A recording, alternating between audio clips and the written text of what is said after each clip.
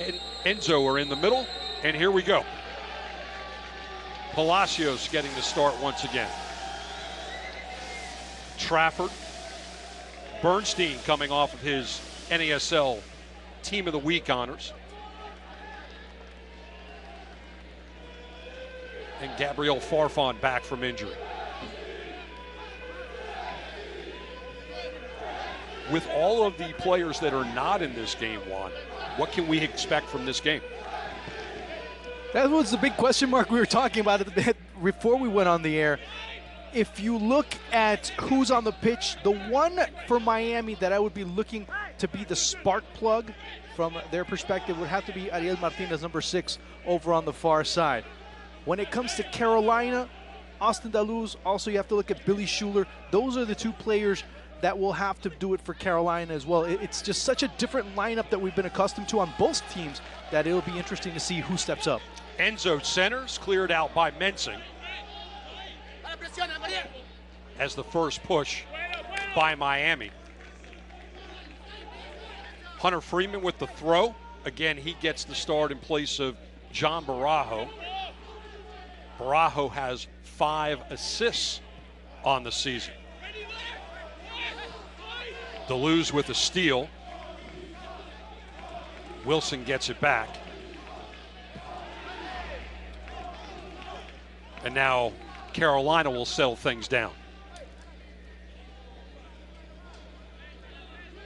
Right now, just looking to get a feel for each other. Kind of like that first round in boxing where you're kind of seeing what spaces you'll have available and where you can move around best. That's what you're seeing right now with both teams. Black, and it will go all the way to the keeper, Daniel Vega. Farfan on that left wing. Look for him to push forward throughout the evening. Miami at practice last night was working on a situation where Wilson Palacios falls back into a line of 5, allowing the wings to push forward. Black once again with Freeman on him. And Deleuze goes backwards. And you do have that luxury, should Wilson Palacios drop back, to have Michael Lahoud shift more towards the middle and change the shape a little bit and have more of an attacking formation coming off of what they're looking to pretend. Michael Lahoud comes over to say hello to Paul Black, and they'll battle into the corner, and it will result in a corner for Carolina, the first one of the night. Look at Alessandro Nesta. Had a difficult spring season, has turned it around here in the fall, with his team having an opportunity to move into second on that fall table. Cleared out by Farfan. Marceline. And Vega will kick it away.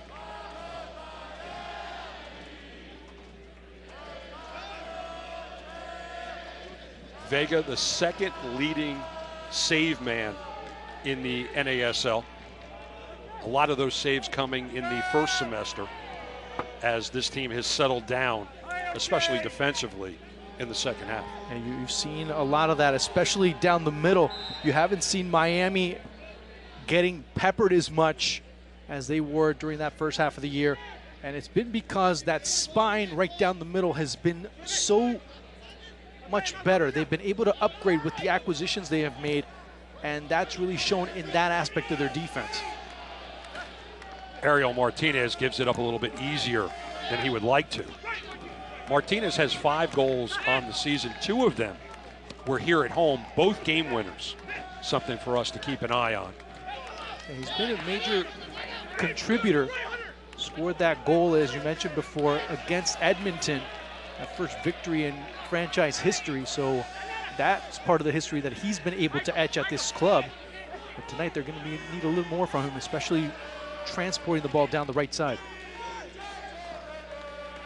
Ball bouncing around, and now Lahoud. Martinez, he centers.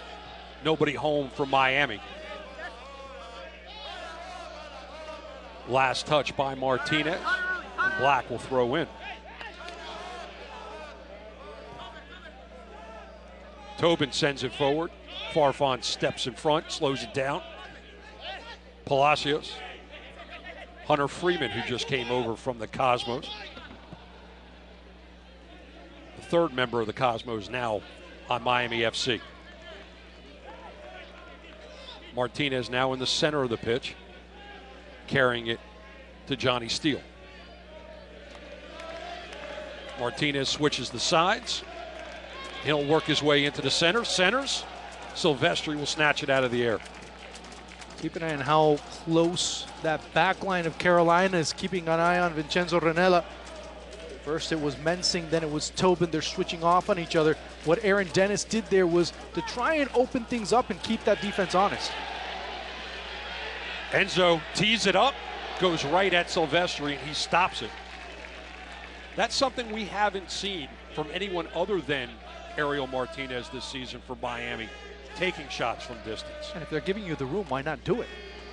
You're in a situation where you don't have the numbers to really run at the defense. They give you the space, take the shot, see what happens. Mensing to James Marceline.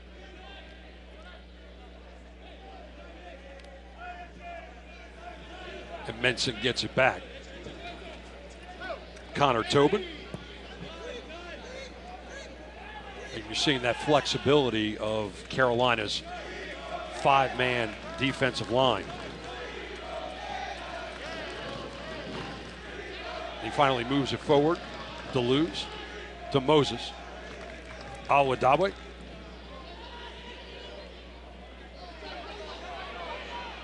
Cleared out for a moment by Bernstein. And Black will reset. Deleuze.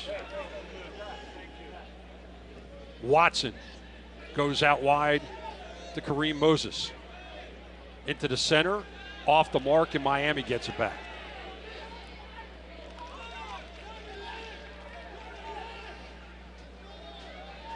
Aaron Dennis, and it's going to be a foot race down that line. On his horse, and Marceline clears. That's why Carolina has that big horse, staying with the horse theme here, and James Marceline always there to sweep up any messes that are left pending in the middle of the pitch.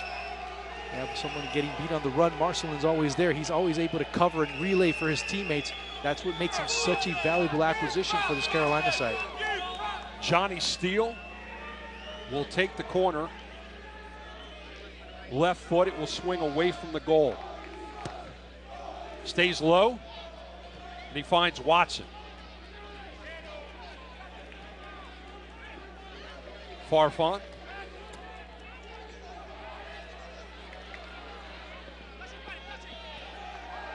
And that will slide out, and it will result in a kick by number 92.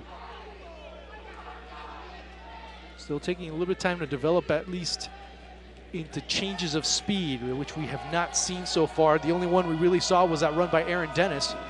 But Miami, when they're able to move the ball quick, when they're able to press forward and change speeds, be able to go on a full-off sprint, and be able to move things around a lot faster and more effectively, that's when you start to see them at their very best. Miami FC plays their best when the ball is on the ground, as opposed to the way Carolina has started playing this game, which is a lot of aerial attack. Johnny Steele can't keep that one in.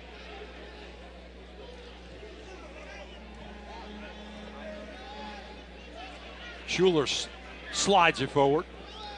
Too heavy. And Vega will kick this one away.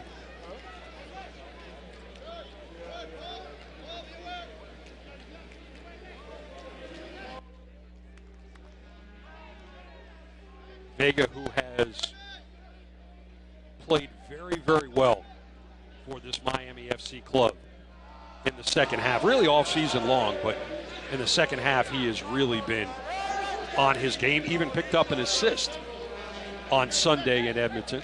Was one of the candidates for play of the week in NASL, and that's what he offers. And to add to that, Bruce, I mean, we were talking about last week the wind that was whipping up in Edmonton. That kick that he had was against the wind. I mean, that shows you what type of leg Daniel Vega does have and how precise his services are when he's able to punt it out. Not only was it into the wind, it was through the wind. Pierced right through that, and a lot of pieces came together in that specific goal. Enzo stays onside.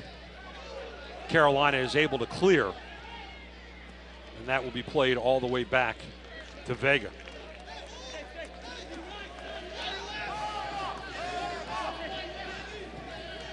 Bernstein to steal. He misplays. Oladawe will move it forward.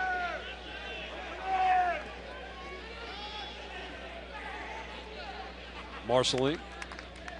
Moses. Big James gets it back.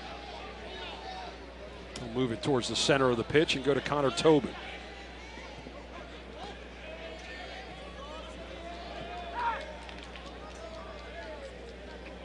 Black. Deleuze. Mensing inside the circle, and he'll push it all the way out.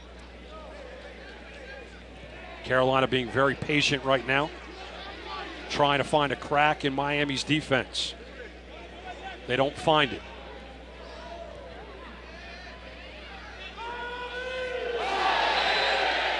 Aaron Dennis finds out what it's like to run into Big James Marceline. And it's going to be an intriguing matchup throughout this encounter to see Aaron Dennis running at these defenders, to run at James Marceline especially.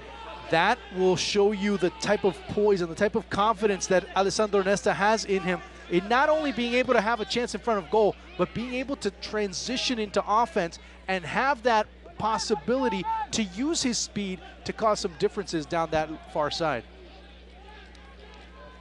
He has been an exciting player in the limited time he has had here in Miami.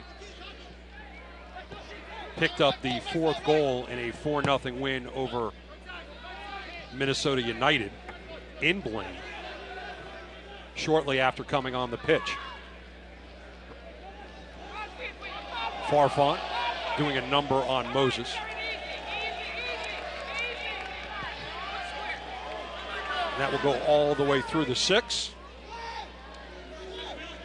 Deleuze will gather it up. Watson forward to Schuler. Takes a shot from Bernstein, no whistle. Freeman, Martinez, Palacios. LaHood gets into the action.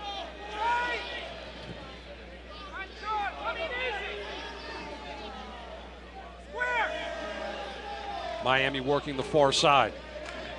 Moses and Oladawe playing some defense. Steele. Palacios. And now Martinez. Blocked right at the mouth of the 18. Good work by both Wilson Palacios and Ariel Martinez. Palacios recognizing the run, but that's where you have Ariel Martinez at his best, when he has the ball in front of him, running to goal, and with the goal within his sights. That's when you have to be very aware as a defense, and good job by Carolina. They're collapsing on him at the last minute, but that's where you see him at his most dangerous. That's where he's at his most dynamic as a player. Good look at what that back line of 5 can do for Carolina.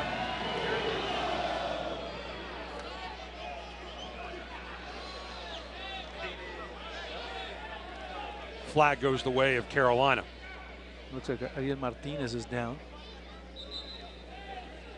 Or is it Aaron Dennis? Yes, Martinez is down, yeah. So it is Martinez.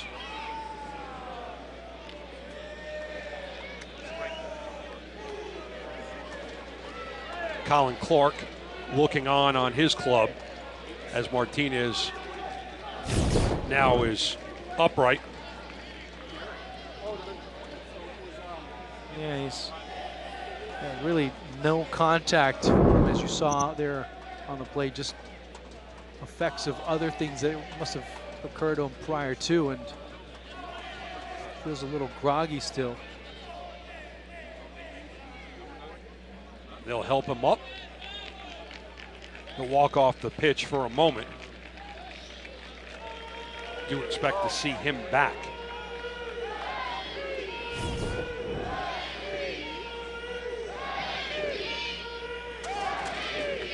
It looks like the aftermath of that shot that he took a shot to the lower leg.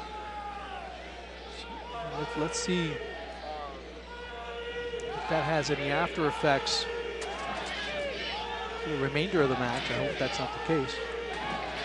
Miami FC has had to go to their bench early in games a number of times this season. Most recently, Johnny Steele falling on his head after 3 minutes of play in Ottawa was carted off 9 minutes later, only to return, missing only one game. Pablo Campos and Darius Vitanich were warming up. Now they're sitting back on the bench. Chip forward, and Carolina is denied by Rhett Bernstein. Palacio slides forward to Martinez, who passes to Enzo, and the flag is up.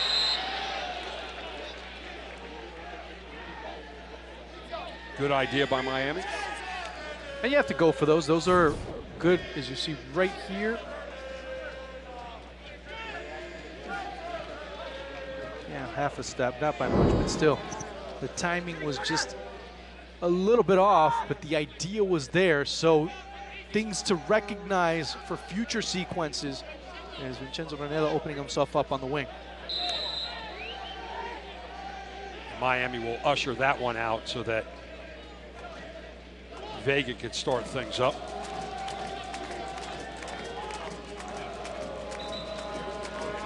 '17th minute, scoreless in Miami, between two teams that have playoff aspirations.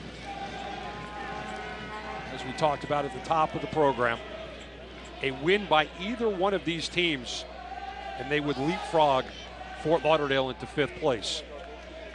One position below Minnesota. The top 4 teams in the NASL make it to the playoffs. Watson, Awadawe, he puts it into the stands.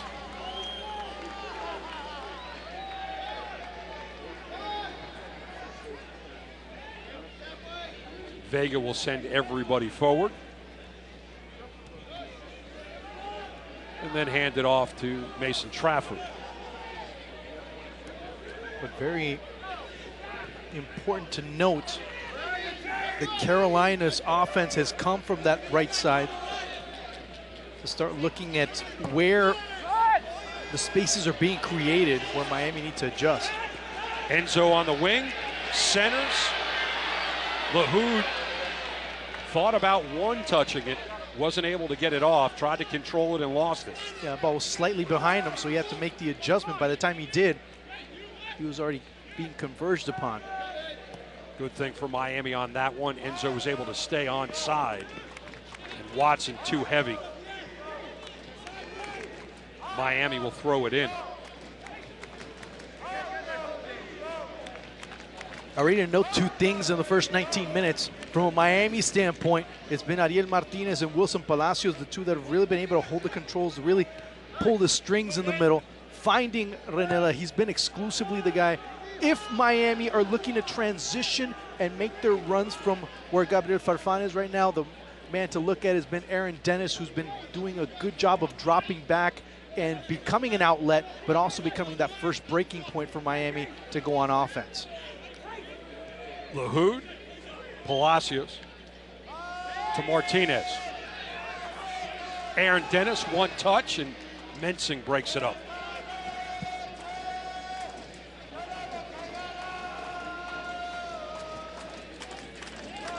Quick throw by Miami.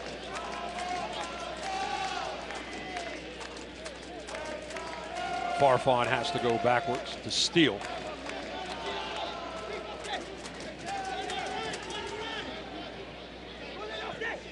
Trafford to Bernstein, and Bernstein pushes forward to LaHood.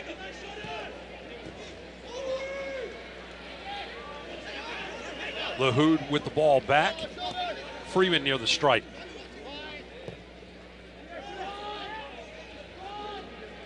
Miami looking for the play. Martinez gives it up.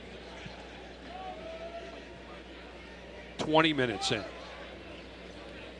And as we progress in the past few minutes, what we've seen Miami do is now have Gabe Farfan on the wing, attacking pretty high. And the movement, as you mentioned before, one of the movements that was being worked upon was Johnny Steele shifting over and not allowing that space behind Farfan to be exploited by Carolina. So that's interesting to see how they're able to not only just press forward, but also watch their back. Black moving the ball forward. LaHood comes over to say hello. Marceline. Deleuze to Moses. Chips into the middle and cleared out by Bernstein. Martinez, 2-on-3, and that's just too heavy. And that was the wrong decision because he had Aaron Dennis coming in on the run, and that would have been even a better chance to send it into space, and seeing Dennis being able to run at the ball and have a better chance to win that ball. He saw Enzo in that right side mirror. He did not see Dennis in the rear view. LaHood. Dennis, and he's pushed down. We're going to have our first set piece of the game in a dangerous spot for Miami to be taking it. But that's what Aaron Dennis can do. That's the potential he's able to do, to run at the defense, find a little bit of a choke slam there, but no big deal. Still, you do see Aaron Dennis running at the defense, and that's always a positive to have one of your forwards being able to do that. Vasquez puts the Barbasol down, marches 10 yards, and he'll draw a line. Steele and Martinez are over the ball, showing a right foot and a left foot. From this distance, this angle, do you go straight at it?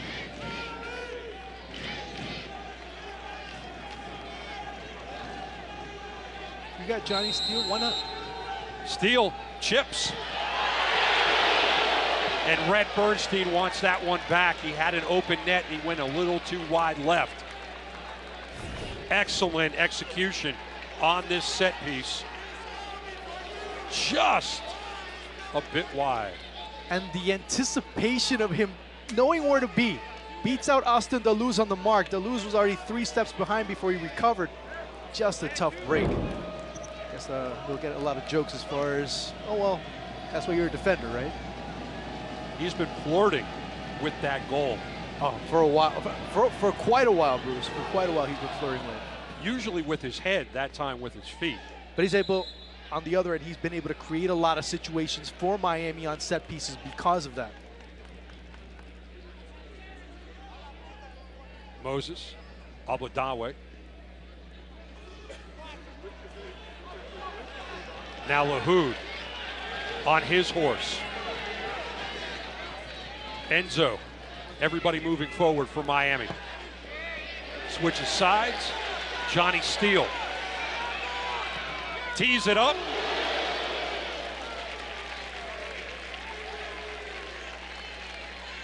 Good look for Johnny Steele. He wants that one back. And he really got a little antsy for one of the goals that he scored this season, that that left-footed shot that he cranked out a couple of weeks ago against Puerto Rico. Thought he could do it from a very similar angle. Didn't have the same projection. He wasn't coming in from the same particular side or same particular angle, and that is what prevented him from getting a better shot. But Miami, as soon as Carolina are losing the ball, it's been LaHood, it's been Martinez that have been able to counterattack very quickly. Carolina having a lot of trouble dropping back. Palacios' pass to LaHood is intercepted by Deleuze. Black. Now Marceline.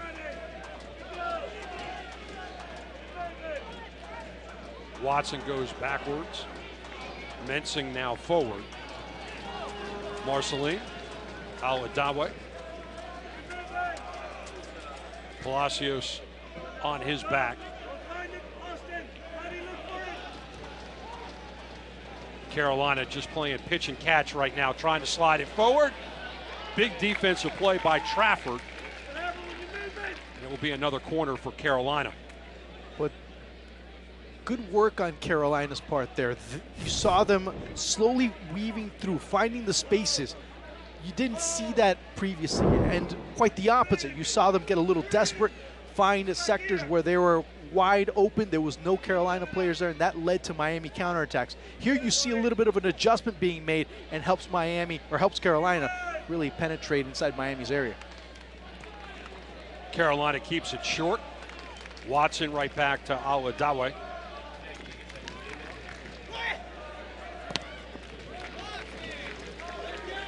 Into the body of Johnny Steele. So that will result in a throw for Paul Black.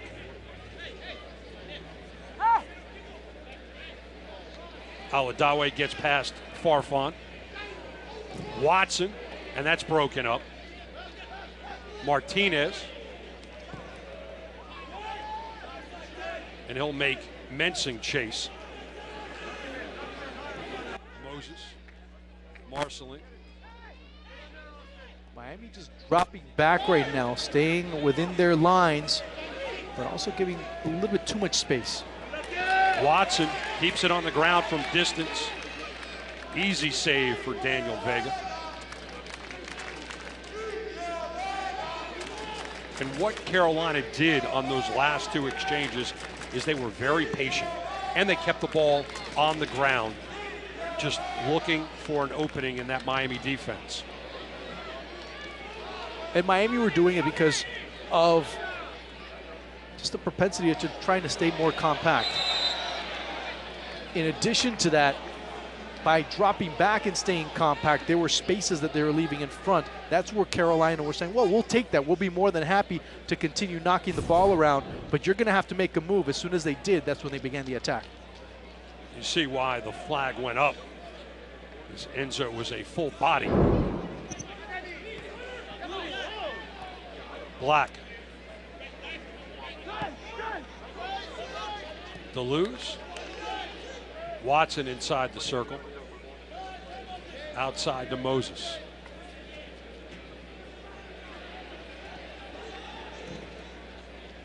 Watson finds Freeman and not Black.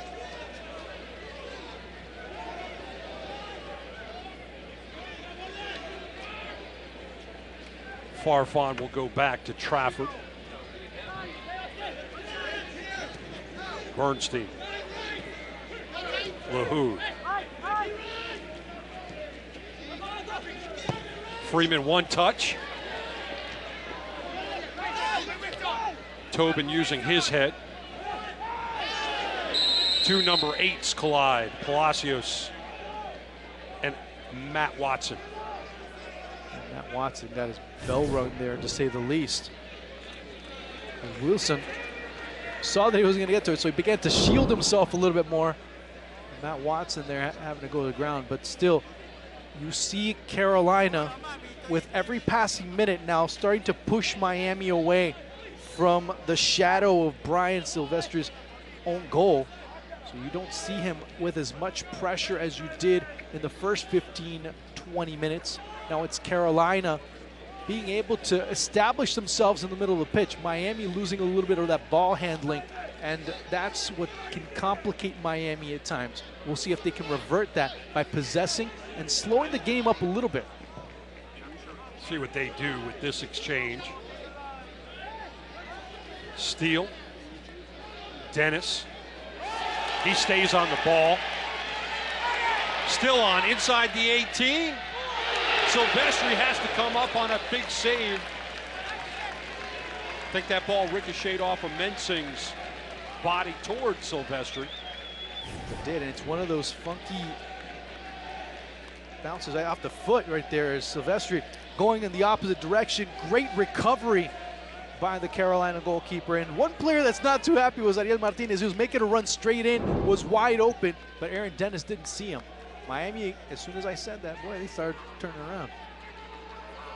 Johnny Steele, left foot, just outside the 6.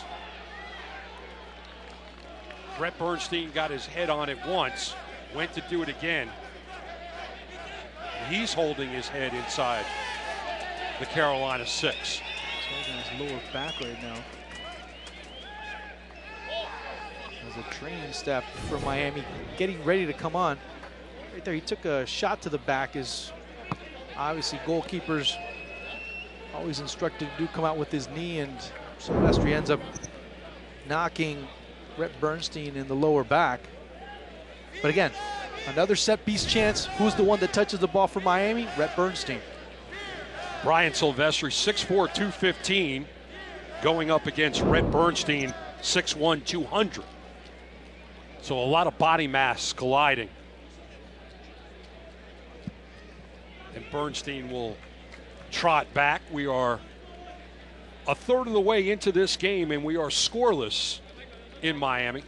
Bruce Silverman along with Juan Arango. Glad that you're with us here on the CBS Sports Network as we give you the NASL play game of the week. Miami FC playing without the NASL player of the week in Dario Svitanic. He's on the bench.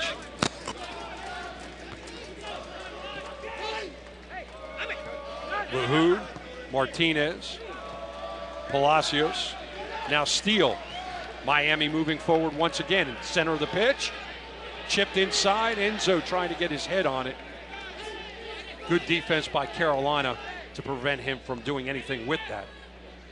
There was little he could do with it to begin with.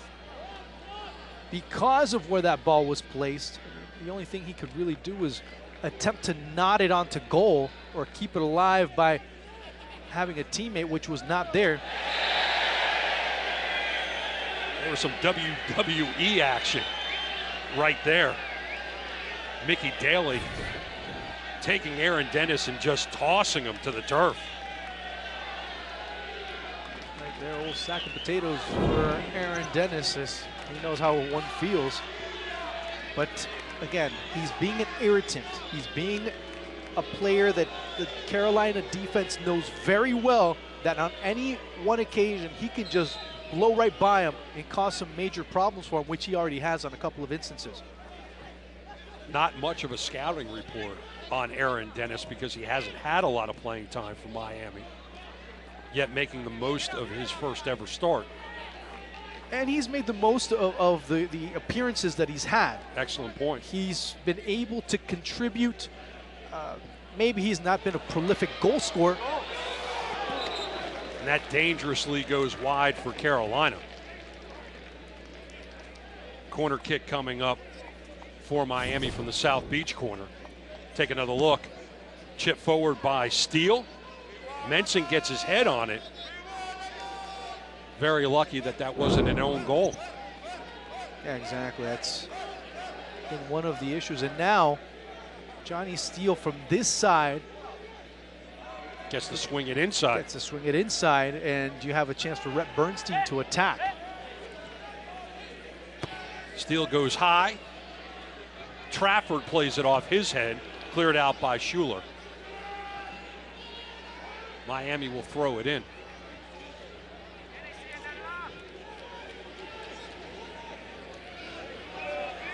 Martinez working it towards the middle.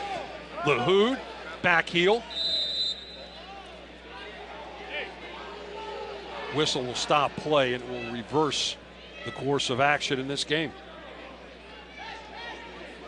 So it's good to see Miami be able to get out and create an offensive opportunity. See right there, Aaron Dennis completely offside as soon as contact was made with the ball. This is where they need to start to own the ball, own better possession of it, and really start to change the game in their favor. Interesting to see Johnny Steele as a left back essentially right now.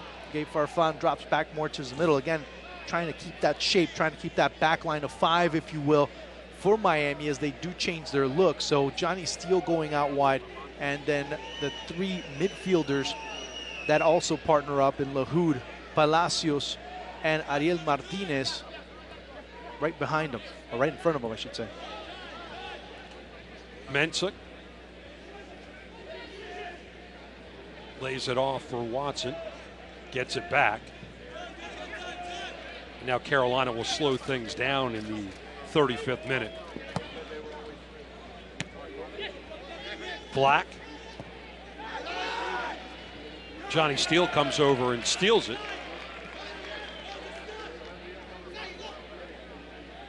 Freeman will go backwards to Bernstein. An interesting little caveat that occurred there, Bruce, which is kind of compelling as far as the diversity in the formation for Nesta, was that you had a back line of 5 with Johnny Steele. Johnny Steele pushes up, you have 3 players defending, therefore you have more numbers than Carolina do on the attack. As soon as Carolina gets the ball, Johnny Steele is able to come in, steal the ball away, and that really is what creates Miami's propensity to be able to create good opportunities on the counterattack. What's also interesting about that formation shifting is early in the season you never would have seen that. No, if there was any shifting, it was more back and forth. There was really no lateral movement to Miami. It was very vertical, but there wasn't a lot of horizontal movement as far as shifting and moving into other positions or seeing defenders drop back, move forward as attackers or vice versa. Bernstein gives it up to Deleuze. He moves forward, lays it off for Schuler.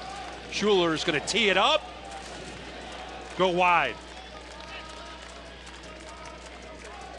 There, a few minutes into the match, I was talking about the change of speeds, and Carolina did exactly that with Billy Schuler as he's able to quicken things, move towards the middle, find that space, take the shot. That's where Miami cannot allow Carolina that much room. They cannot allow them those opportunities to touch the ball that much in that sector. Vega will kick this one away. Miami's had 4 shots, Carolina 3. None of them have found the back of the net.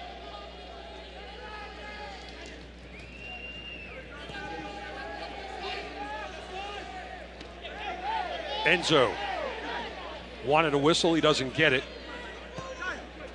Black to Tobin.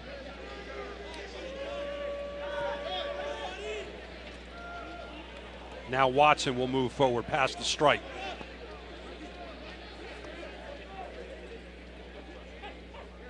Black. Schuler. Deleuze. Centers, and that head by Farfan will give Carolina a corner. No complications whatsoever for Farfan. Carolina on the spring, only 1 win. The big thing for them, -11 on the road goal differential. That ball comes through the hands of Vega and is cleared out by the back line of Miami. So 1 win on the road, -11 goal differential.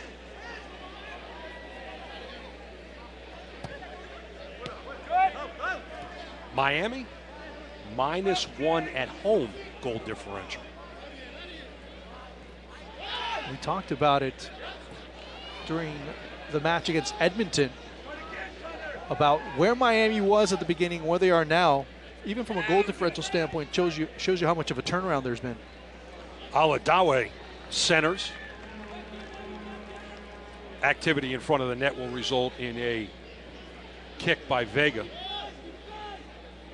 Remember where Miami were at the end of the spring season, -8. And in last place. And in dead last place. Now Miami find themselves fighting for a spot in the podium as far as the fall season's concerned. And on top of that, they're at a +1 for the year. So they've been able to turn around big time this semester. Ball bouncing around before it settles at the feet of Wilson Palacios. The activity by Al-Badawi running down the middle. What a difference he's been able to make in the past few minutes to start to complicate Miami's back line with his direct runs. Now they're getting more penetration inside the 18. Before it was just moving the ball, knocking it back and forth outside the 18 and taking a shot from about 20, 25 out. You also see him moving all over the pitch, left, right, and center. And when you have a player of that magnitude who's moving all around, sometimes you can lose sight of where he is as a defender, and that's when he can come and bite you. Palacios, Martinez, and now Steele. Dennis will track it down with Daly in front of him. Nice move by Dennis. And from that angle, there was little he could do with it. There was little that could be done with that service. And if there's one thing that you can point out from Miami that they have not been able to do in this match is really send in clean crosses. If you want to maximize the production or the potential of production from Vincenzo Ranella, you have to either A, give him a ball where he can hold it and be that pivot guy near the 18, or put it in a situation where he is going to win the ball in the area, running onto the ball either on the ground or in the air, but it has to be with quality crosses. We really haven't seen him in this game with the ball at his feet. Dennis battling Daly again. Aladabwe comes over to help. And I think finally the heavy play will result in a yellow card for Daly. He's been flirting with it all evening long. First of the match. 42nd minute, Mickey Daly is in the book.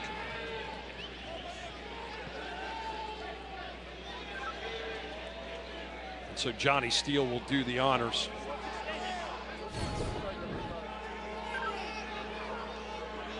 Right there, Rubiel Vasquez mentioning how many times he's already been very close. Now let's see if this cross, if it can go in the direction of either Ranella or Rhett Bernstein. Stays low. And it will go to the top of the net. And the set pieces for Miami, even though they haven't been able to convert, have been very, very sharp this evening. They've been sharp. Just need to get a little bit sharper and put Bernstein, put Ranella in better situations where they can get a better quality shot on goal. Despite all the chances Miami's had, we haven't seen a tremendous chance, save for the one that deflected off of Mensing's foot and was saved tremendously by Brian Silvestri. Dennis flagged down just outside the 18 with Daly in front of him, and Daly punches it away.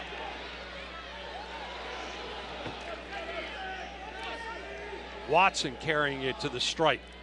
Lays it off for Al-Wadawi. Takes way too much time for Carolina to go on the counterattack. Not enough numbers to be able to do it. Marceline makes Black run backwards. And now Mensing will set everything, 44th minute. Scoreless in Miami.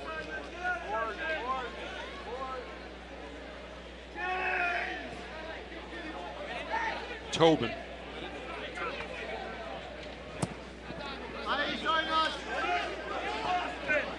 Next time Aaron Dennis gets the ball, notice what he does.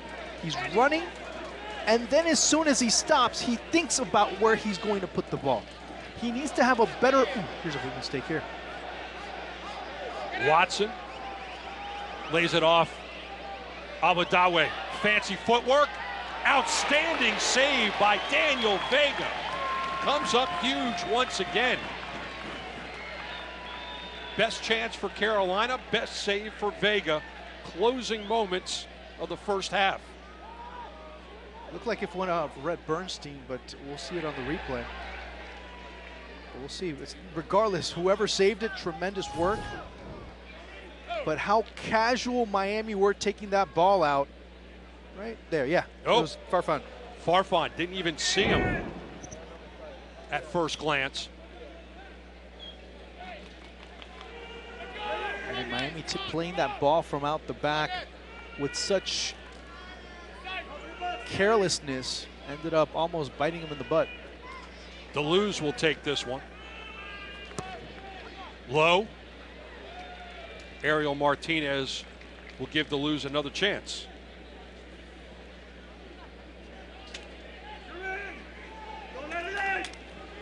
Watch out with Al-Wadawi out wide.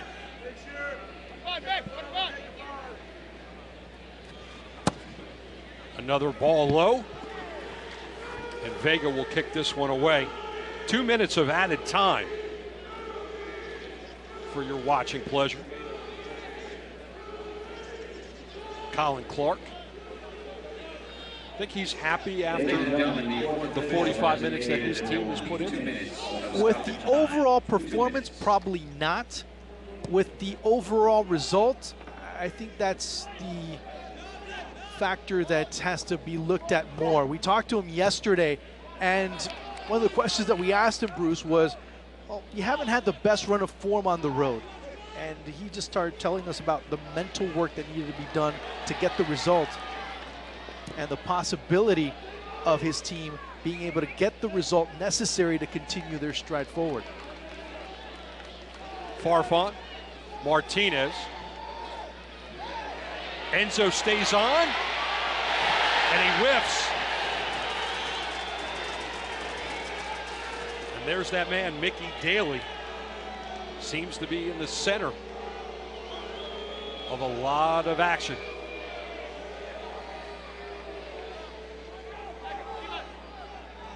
Trafford steps in front of that momentarily.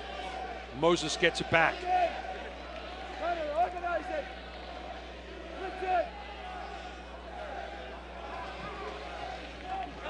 Action switching sides. Black centers, headed away by Trafford. Aladawe all the way back to Mensing.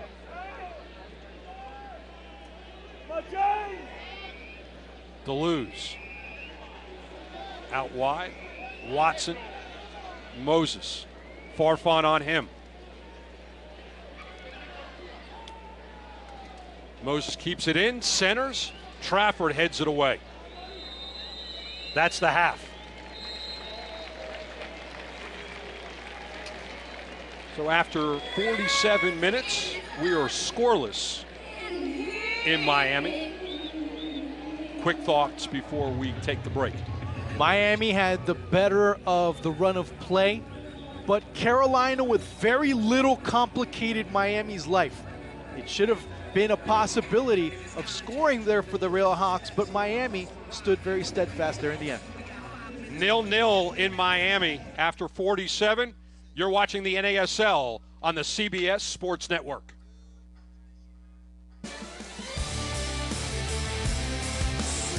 Frog. Well, actually 6th and 7th. A win by either team would leapfrog the winner over Fort Lauderdale into 5th place. And a win by Miami and a loss or a draw by Edmonton in Edmonton tonight would result in Miami being 2nd on the fall table. Trafford has to go back to his keeper, who kicks it into the night. Here, are you going that way? Steal. But it's Marceline. Actually, it's Moses who comes up with it. Mensing and Enzo getting tangled up. Marceline off the back of his head. Wilson tracks it down. Little mix up there as Steele was looking to go to Bernstein and he let it go through, and Vega had to clean up the mess. Farfan down the line. Whistle goes for Miami. Aaron Dennis knocked to the turf. Not the first time tonight.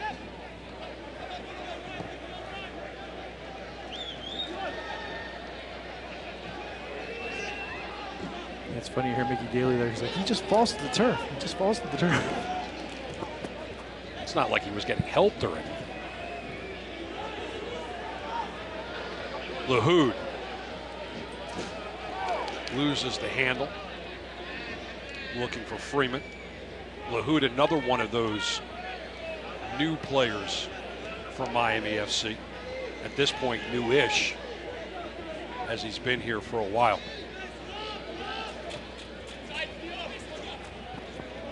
Moses, Watson, Daly,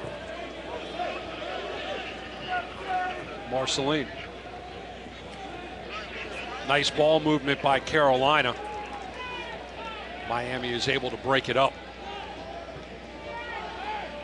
So all the plaudits that we give are usually in the direction of Brett Bernstein, but tonight it's been Mason Trafford, the one that's gotten the lion's share of the work for that central defensive pairing. And he's come up big on various occasions. First time the back line has been Freeman, Bernstein, Trafford, and Farfan. Aladawe into the back of Trafford. Gets it back, slides it through. Schuler can't get there, and Rhett Bernstein clears it. Carolina getting a lot of space, a lot of room to operate in front of goal. Miami dropping back, bend but don't break, not really pressuring a whole lot, and it offers a great deal of flexibility for Carolina to move the ball around. Moses with the throw. Marceline goes back to Daly. Aladawe. And he finds Johnny Steele, who finds LaHood. Martinez.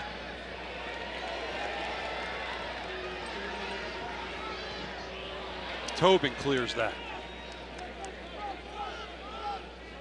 That was interesting there. James Marceline goes on the attack. He has no, or he goes out to press, to commit to defend, I should say. And there's no one really pressing up to fill in the space that he has. So that's why Miami was able to come out so fluidly on that counterattack. Daly will go back to his keeper. And when you see Carolina moving up, Marceline goes out wide a little bit more. You also see Matt Watson look to fill in the space, but right there where Aaron Dennis is, there's been pretty much a vacuum where Miami could take advantage of the room and try and create something or establish themselves a little bit better. Farfan with some fancy footwork gets it to Dennis in a foot race with Watson. The center, Ranella just wide. That's what I was talking about at the end of the first half. Getting quality crosses into Ranella and putting him in a position where he can get close to goal. Gets his head on it and just flicks it wide.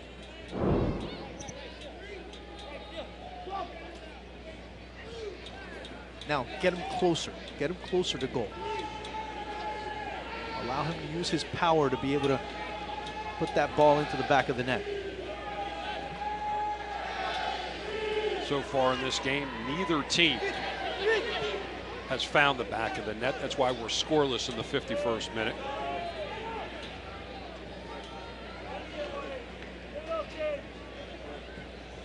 Another player that really has not been mentioned a great deal has been Austin Daluz. And give a lot of credit to both Michael LaHood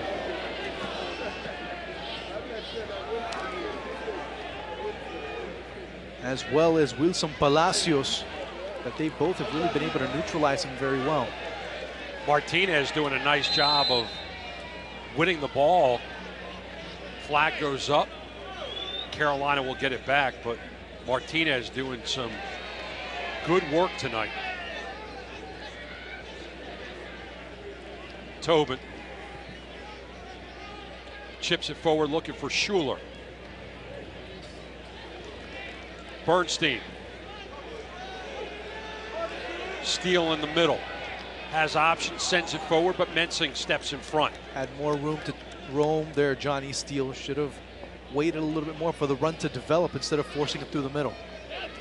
Farfan comes up, gets a steal, but then is stolen himself by Kareem Moses.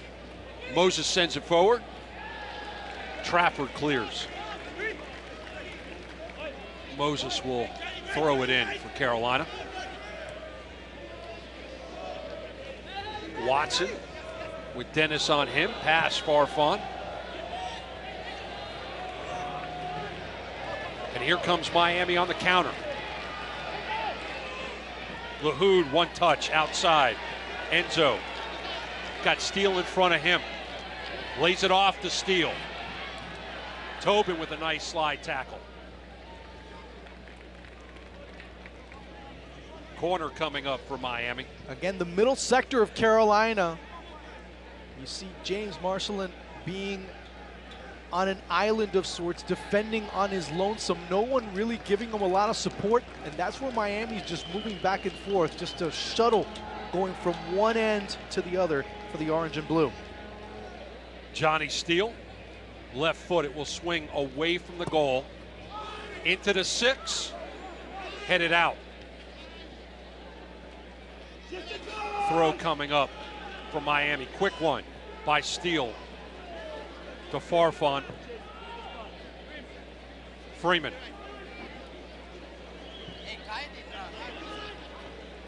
Back to the left fullback. Steele centers. Enzo couldn't make a break for the ball, and Silvestri snags it out of the air.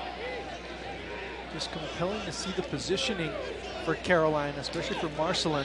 As soon as he goes into a defensive or an offensive proposition, Miami's taking advantage. Ariel Martinez, Michael LaHood being able to better position themselves and go around Marcelin and really putting him in a situation where he has to do multiple things simultaneously. Like there. Martinez, and James Marcelin picks his pocket. Pulls up the brakes. Goes back to the LaHoods.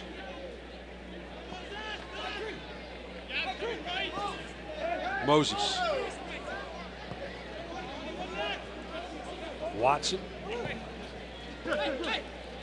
Albadawe. Off the chest of Hunter Freeman, back to his keeper. Look where LaHood is positioned right now. All by himself in the middle of the pitch.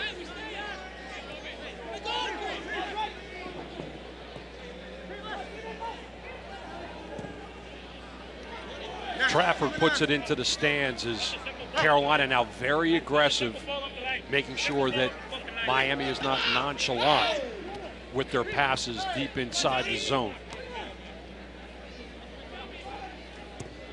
Moses and Vega will cover up. And going back to what you were just saying, it's obvious that they have to do that in order to press Miami to make the mistakes, because behind them they're leaving a lot of spaces open.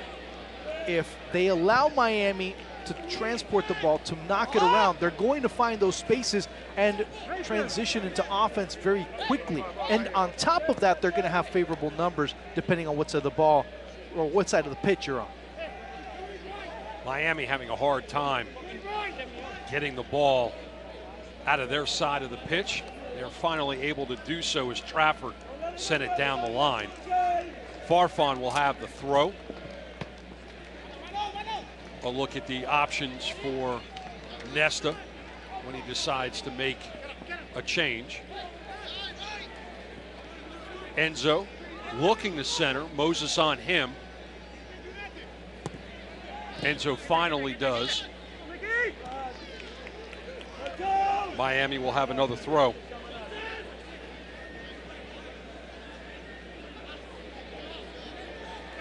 Farfan surveying his options.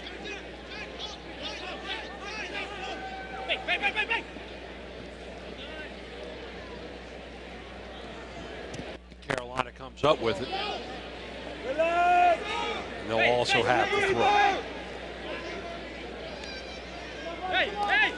So far in the second half, it's been essentially one of those games of tit for tat. Anything you can do, I'll try to see if I can do it better. Now it's all about who's going to execute better, who's going to be able to create with much more clarity. We have not seen that from either side when they're right in front of the other team's goal. Left foot steal. Headed out. Farfan. Freeman.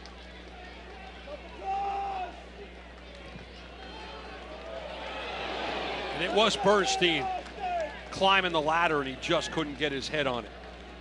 The idea is there. The variety is there. The execution's still not there, but the processes that are going through the players' minds as to how they're going to get to Brian Silvestri's goal are quite evident right there.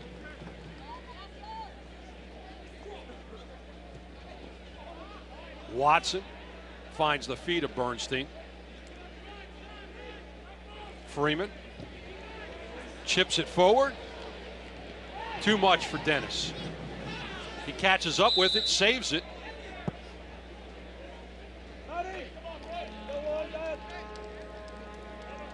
Pablo Campos getting ready to come on for Miami FC. Flag had gone up. And it'll most likely be for Ranella. Doesn't make a lot of sense to bring in Campos and take out Aaron Dennis. Marceline, and he's on his horse. Lays it off for Wilson Palacios. That wasn't by design. Martinez. Trying to find an opening. Back of the net, flag up. Flag went up before Ranella could get his shot off. Great opportunity for Miami. Right there. And a great pass by Ariel Martinez. Great presence. It clanks off the post. But Miami showing the variety of ways in which to get to goal. But the execution is what's still lacking. Freeman. Steele.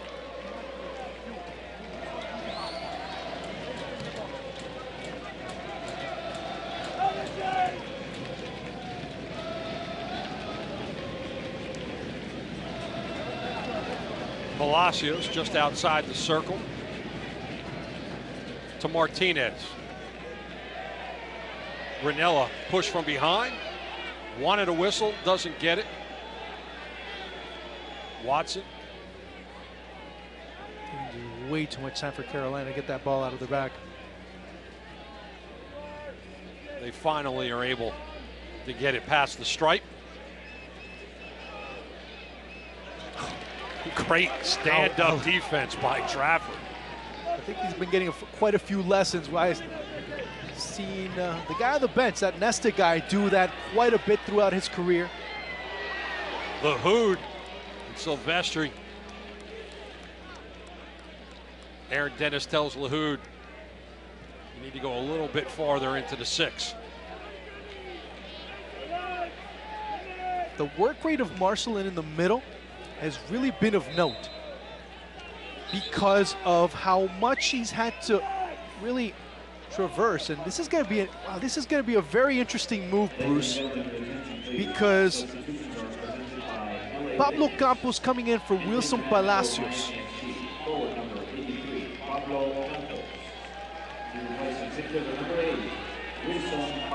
Campos for Palacios in the 61st minute of this game. So the all-time leading scorer in the NASL checks in. Now, but not up top. Not up top, and you wouldn't have him over Ranella as a, although I would probably put Ranella as the second forward to give him a little bit more room to roam. Have Pablo Campos as your referent number 9, as that player up top that can cause some mismatches from a physical standpoint. Ariel Martinez drops back, Lahoud into the middle, so you see more of a 4-2-2-2 for Alessandro Nesta, as Aaron Dennis would drop back a little bit more, and see how the movements, how the switching of chips ends up working out for the Italian manager. Another big target on set pieces. Oh yeah, at absolutely. 6'3". Absolutely.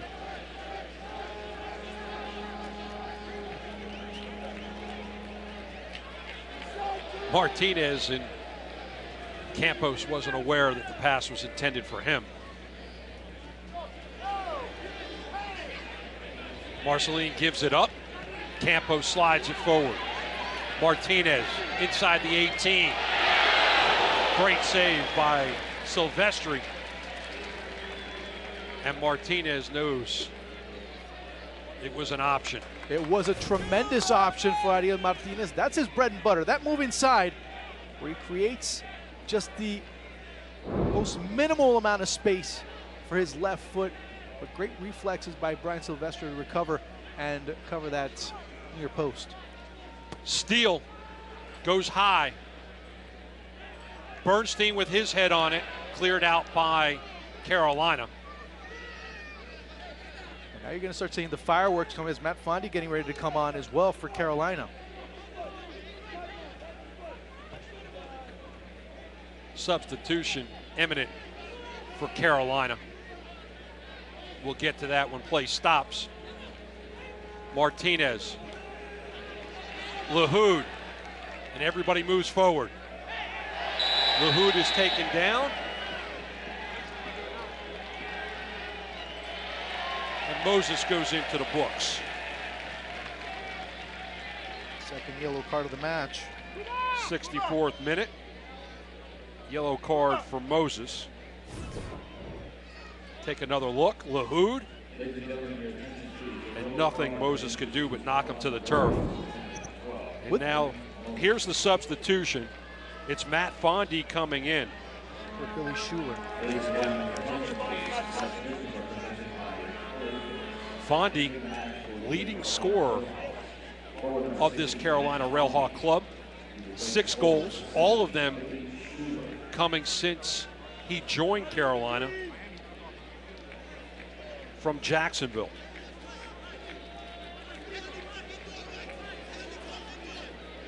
So from just outside the 18, Steele.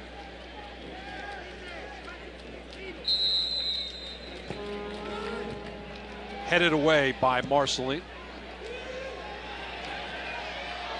And Silvestre has to use all 6'4" of his frame to pick that up.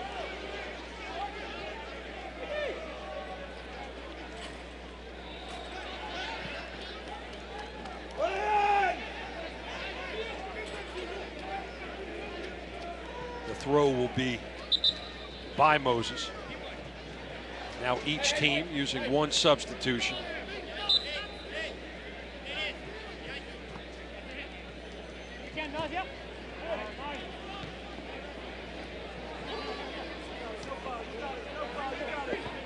Farfan, the steal, and he puts it into the Miami bench. Do not think the intended target was Nesta. Badawi there again causing problems. But Miami now after the switch, Ariel Martinez over on the right side, Johnny Steele in the middle, Michael LaHood over on the left, although Steele and LaHood have been switching back and forth depending on who has the ball and who leads the attack. Moses, Farfan comes up, puts his body in front of that. Moses will throw it in.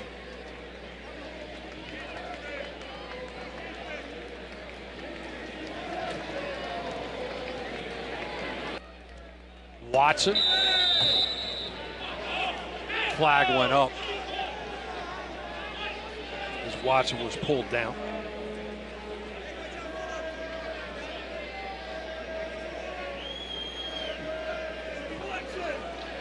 Referee comes over to check on him. You can see how he fell on the ball. Farfan to watch out with that post extracurricular knee to the side of the ribs. Barbasol is down. Ball right near the end line. Ranella, a wall of one.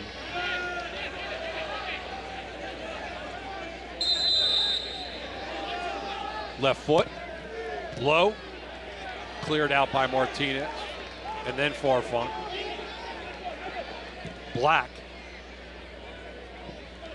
And Paul Black has been very quiet in the second half, and he was very active in the first. Yes, he was, but it's because of where Carolina have been moving the ball around. It really hasn't included him. Bernstein stands him up. Stops momentum for a moment. Fondy. Awadawe. Black centers. Miami clears. Then it's Mason Trafford, showing how solid that Miami backline's been all semester. And here at this stage of the match is where you see that when Miami might have a little bit of an advantage, but they let their opposition start to hang around a little bit, that's where the opposition becomes that more dangerous. The biggest reference we can have in recent weeks, it's the match against Fort Lauderdale, where they left the strikers, they let them hang around a little bit, they let them, and the first mistake that was committed, back of the net. That's where Miami need to solidify and really take this game by the scruff and become the masters of it. They have to be the ones that develop and create the better opportunities and the ones that impose the actual pace that needs to be played in order to get at least the 3 points. Well, you talk about that pace. Carolina playing with a sense of urgency and Miami really not doing it. Aaron Dennis from distance, not a lot on that shot. And not the best shot either, as it goes right into the hands of Brian Silvestri. So Miami needs to start looking at those references yet again. As soon as they get on a streak, there's moments where they have lapses, and you're seeing it right now. Miami not with the intensity that they require in these types of situations to be able to take this game over and pretty much lock it down. You make reference to that Fort Lauderdale game. It was scoreless until the 84th minute. And they gave up 2 goals at the 84 and the 88. That's the last time they lost. It was here at home. One of only 2 losses on the fall campaign. They've gotten points in 10 of their 12 games. You see right there, Ariel Martinez recovering the ball. The pressure that's being created by Carolina, very dangerous proposition for them. Counter for Miami down the line. Aaron Dennis. Daly on him. He gets past Daly. Gets the shot off. Enzo was there, but the rebound beyond his control. Great work rate again by Aaron Dennis. And I have mentioned some of the mistakes, but his work, his desire, his intensity, his tenacity really made up for a lot of those. Bernstein steps in front of it. Awadabwe has to come back and get it. Fondy. And he tees it up from distance. The middle of the pitch is ready for the taking for Miami. Tony Marcelin, and that should be the second yellow, but does not look like Velasquez is going to go to his pocket, but that was another takedown. Not sure if he was making like a discount double check type of reference there doing that. I don't know, but see right there, no doubt about it. And the players down on the far side.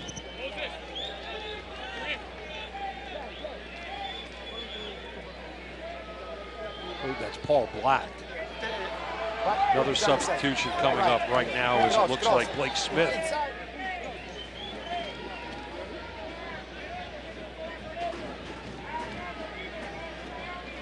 So as they tend to him. There was another on that whistle that stopped play. Aaron Dennis, Mickey Daly, and they are battling all night long. But that shows you, we were talking earlier on about the scouting report. It'll be Ariel Martinez coming off. Blake Smith for Ariel Martinez at the 72nd minute.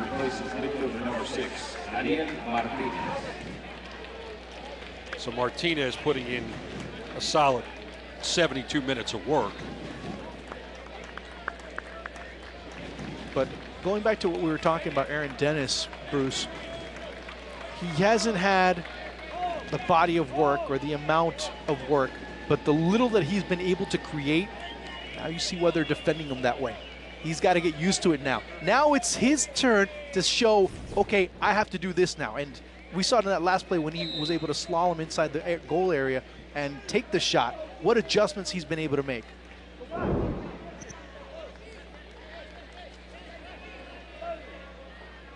So Paul Black will check back into the game momentarily.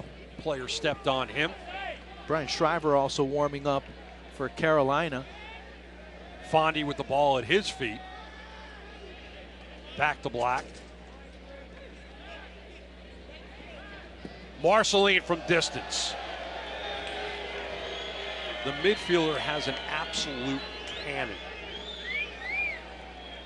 In 2014, when he was playing for the Fort Lauderdale Strikers, he teed it up from about 40 yards out, kicked it clear past the goal, over the stands, looked like he had kicked it onto a runway that used to be outside of Lockhart Stadium and hit a post that held a scoreboard and bounced back 40 yards onto the field. That is how strong James Marceline's leg is.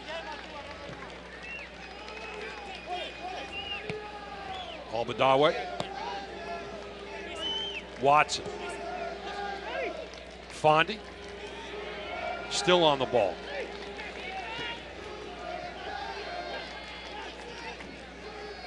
Moses. Carolina being very, very patient. LaHood steps in front. Now what's most problematic for Miami is where Carolina are finding the ball. The 50-50 balls that they're finding just outside the 18. Ball sent forward. Campos off his head. Blake Smith just checked into the game, running into the center, lays it off. Dennis taken down. That's a corner kick. Corner. Bruce, we've talked about the growth of Blake Smith in this semester. Running to the center. He was going to run to the center and keep running to the center, or if he's on the wing, he would keep running down the wing and not come back in. Here, he took the time, he got the ball, he had enough time and vision to be able to send that ball out wide. That was very key to be able to create this opportunity for Miami FC. Aaron Dennis back on his feet but limping. Miami keeps it short. Freeman inside. Farfan. Svitanic getting ready to come on for Miami.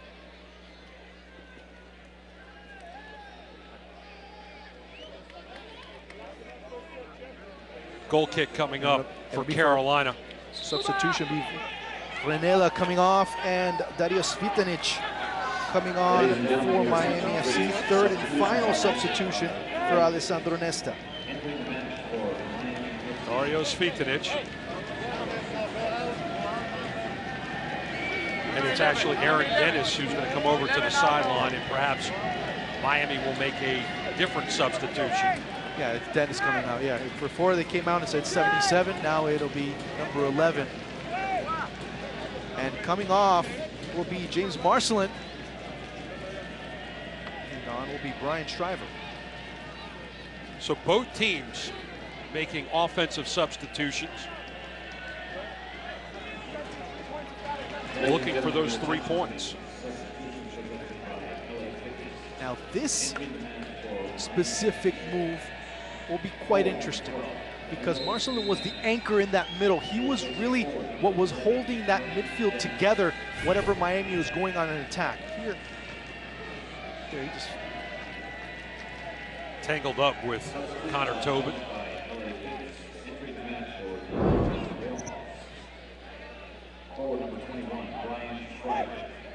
Steele sends it forward.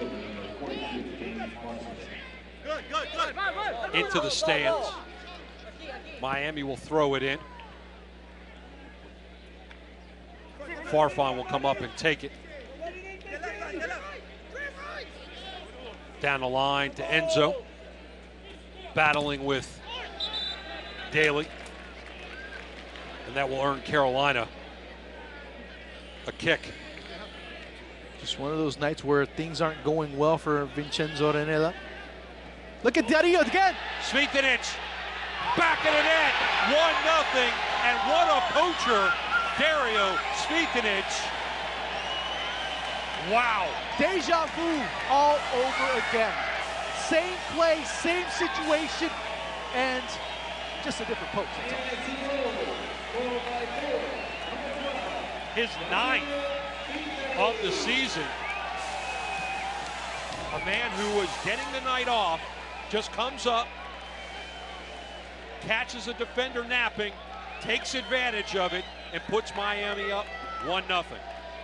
Remember what I was telling you about James Marcelline coming off? Who was the player that was supposed to be in that position? Right there, Matt Watson. And Cvitanic makes Carolina pay. On Sunday, he had a very similar goal. And that is where the experience of the Argentine comes into play. Now it's incumbent upon Miami not to give up this lead and to capture 3 points to vault them into second place on the fall table and 5th on the combined. Ranella showing his strength of staying on his feet.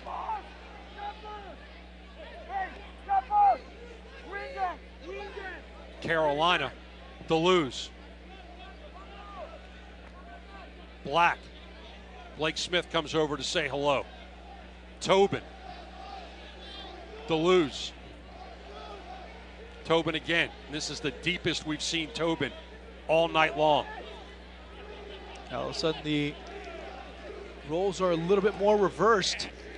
It's Miami looking to hold off, looking to assert themselves defensively and wait for that opportunity to pounce.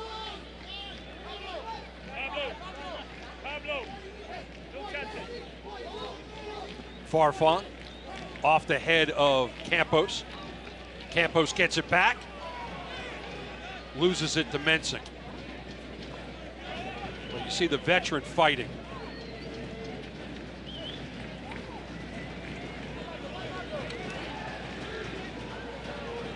Watson gets past Campos.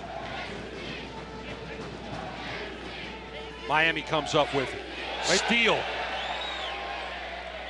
Blake Smith was wide open running into the midfield. Too heavy for Moses. There's a huge space. We didn't see the back end as Watson not only loses the ball, but watches as Dario Cvitanic goes right by and is able to put that ball past Brian Silvestri. But right now, the problem with Carolina is that the midfield is pushing forward. That's really creating a major space between the midfield and the back line. Miami can take full advantage of it if they're able to move the ball quickly. Look at Pablo Campos. Steal. Enzo letting his teammates run up. Moses gets his body in front. It will be a throw for Miami. And the recipe that worked against Edmonton needs to be implemented yet again. Have the lead. Let's keep going forward. Let's be calculated in the way we move forward, not being able to expose ourselves back, but yet look for the best opportunity possible to create a fast break opportunity or a situation where speed or change of speed can cause the defense to lose their organization. And Carolina is very frantic right now. I guess that's the best word that you can put on their play. Enzo into the corner. Gives it up. Carolina has it. Albadawe sprinting forward. Trafford steps in front. Shriver has to go backwards. Watson at the strike. Deleuze. Tobin. Mind you, Carolina do still have one more ace in the hole, and that's Omar Bravo, who happens to be warming up right now for the Railhawks. Do expect that he'll check in. Absolutely.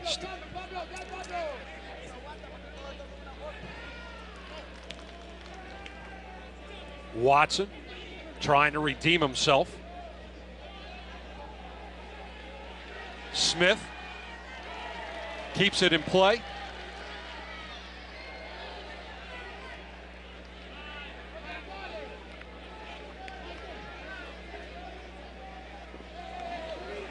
And everything will settle in the middle of the pitch. Watson.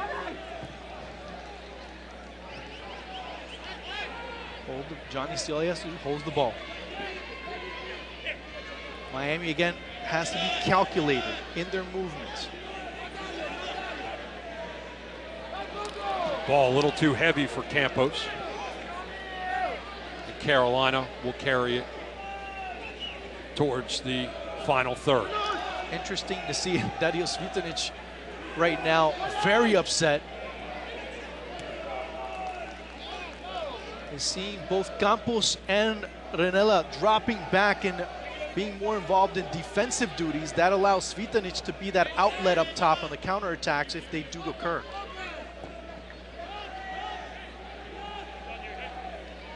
And with the ball staying in play, it's limiting the amount of time that Omar Bravo can have an impact on this game. Campos at the strike.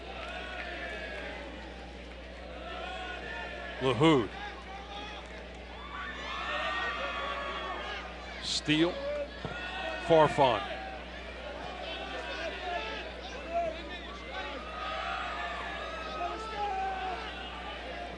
Trafford, Steele, and all the way back to Vega. Game management, that's what it's all about right now. Just being smart. Enzo. And it's Connor Tobin who has to step in front of Dario Svitanic.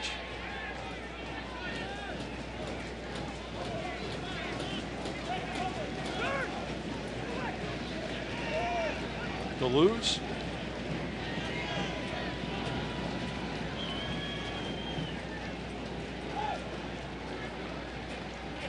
And Carolina trying to be calculated.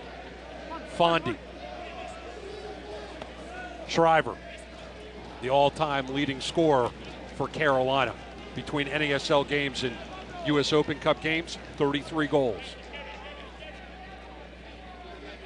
Carolina look at throwing the kitchen sink, the bathroom sink, and even the bathroom tub at Miami right now. You see the defense pressing a little bit more. Miami needs to start to step in front like that. Exactly. And Trafford cleans up the mess. And push them away a little bit more. Try and push push Carolina a little bit further away from Daniel Vega's goal. Headed out by Bernstein. Campos. And it'll make Vega go over and take care of this. He'll left-foot it down the pitch. Johnny Steele all alone in the middle. Campos. I don't know about that. And the flag finally goes up, and Omar Bravo's been trying to check into this game for about 5 minutes, and he'll finally do so. He'll be coming in for Paul Black, third and final substitution for the Carolina Railhawks. Nope, no, he was completely onside. So officially in the 86th minute, Paul Black will check out and Bravo will check in. So he'll have about 4 minutes plus the stoppage time to work with. Substitutions all the way around. Mickey Daly was actually the man who checked out. The board said it would be number 2. And you know, that's not a bad idea. A player already who has a yellow and has been flirting. I think that shade of yellow has turned a little orangish as far as the card is concerned. About the same color on the Railhawks jersey. Yeah. Watson. And any potential Miami counterattack would pretty much expose him in a very vulnerable position. Albadawe. Enzo trying to play some defense, got stood up. Steele steps in front. Dangerous place for Miami to be playing around with this ball. And it's finally past the line. And Vega will take his time in kicking this one away. 88th minute in Miami. 1-0. The orange and blue. Dario Svitanic at the 77-minute mark, about a minute after he checked into the game. Sometimes complication is the downfall of execution. There, Miami, in order to clear that ball out, trying to dribble it out, trying to use more finesse to play that ball out instead of going simple and just booting it out as quick as possible and forcing Carolina to drop back and reset. All right, time to play. How many in the building? This Dario Svitanic is going to have to be attended to. So while we have this time, he's grabbing the back of his leg, which is not good on several fronts.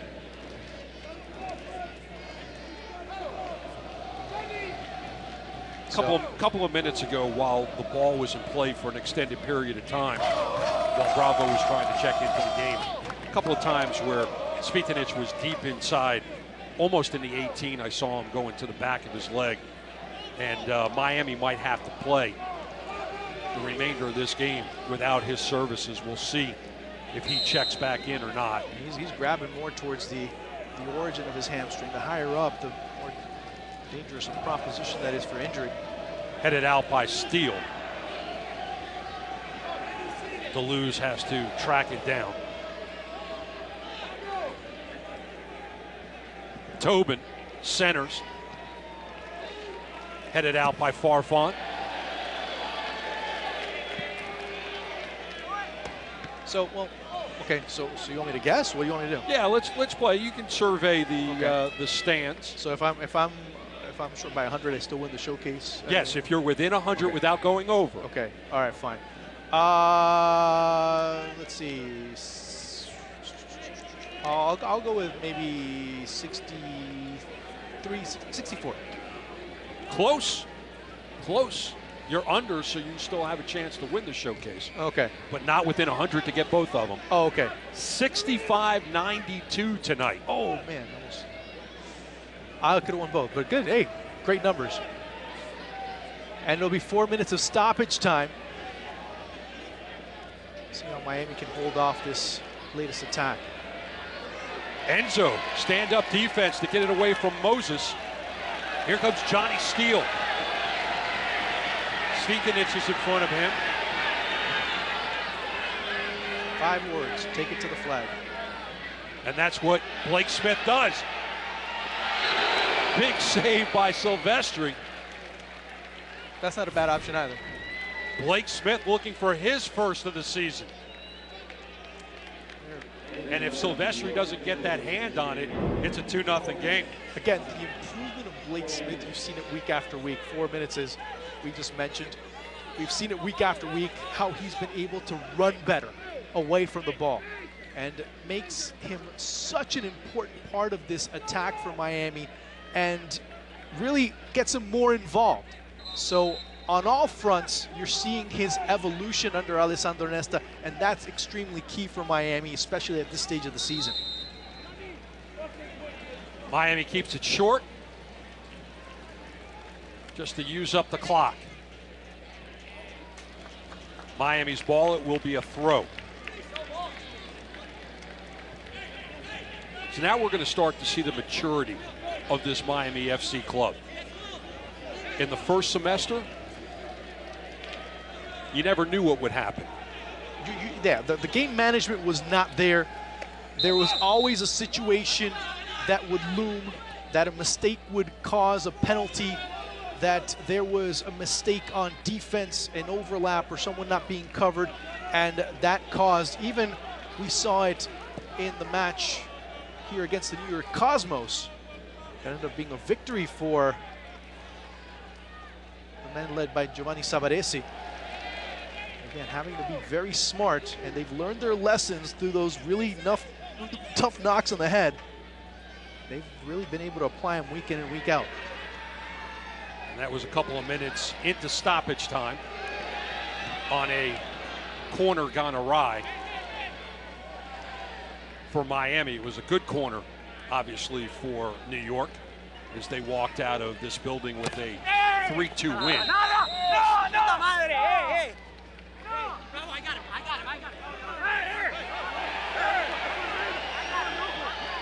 we're going to have some cards being handed out, I would believe, after this gets cleared up. It's not the first time that these two have faced off. Obviously, Omar Bravo playing back with Chivas and Darius Vitanic playing with Pachuca. As Omar Bravo goes into the referee's book, as does Svitanic. Miguel Vasquez saw it happen in front of him, and I guess all it takes is just a yellow card, but he did poke him. You expect just, are you surprised just a yellow after the shot to the face? Because that was right in front of the referee. I'm still kind of surprised. Yeah, that's why I'm a little bit, you know, the words are tough to come out right now. I was like, wait, hold on, it happened right in front of you. Deleuze left foot. Corner coming up for Carolina. So in the 94th minute, this game is going to continue to stay interesting.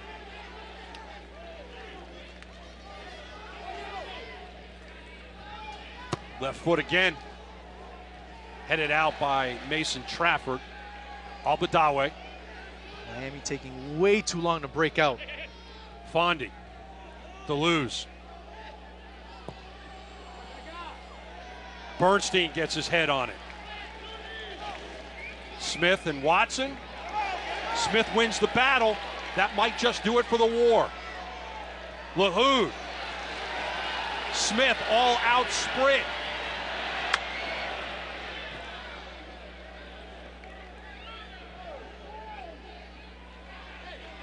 Vega snatches it out. We've hit 94. Vega will send everyone down the pitch. Punt it.